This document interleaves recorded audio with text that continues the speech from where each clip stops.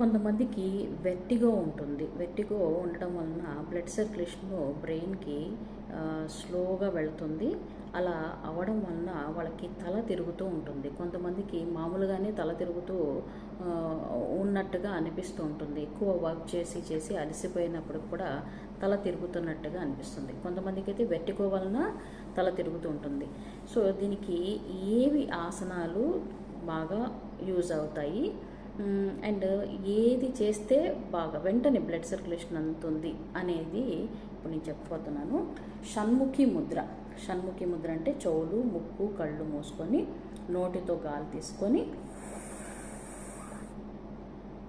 బొగ్గల నుంచి బాగా ఉబ్బించి ఫుల్ చేసి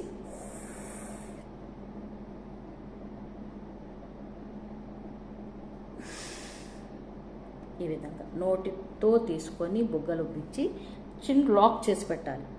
ఆపగలిగినంతసేపు బ్రీతింగ్ ఆపి ముక్కుతో గాలి వదలాలి. ఇలాగా 5-6 సార్లు 5 to 6 టైమ్స్ చేసుకుంటే వెంటనే ఎక్కడ కూర్చుంటారో అక్కడే మీకు తల తిరగడం అనేది తగ్గించింది. మరి ఆసనం చేయొచ్చు అంటే పశ్చిమోత్తాసన. కూర్చొని కాళ్ళను పట్టుకొని బ్లడ్ సర్క్యులేషన్ టో నుంచి హెడ్ వరకు చక్కగా బ్లడ్ సర్క్యులేట్ అవుతుంది. ఈ రెండు కూడా చాలా మంచి రెమెడీ. కూర్చొని చేయడం అవ్వకపోతే కింద కూర్చొని చేసే ప్రయత్నం అవ్వకపోతే ఈ విధంగా షణ్ముఖి ముద్ర చేయొచ్చు.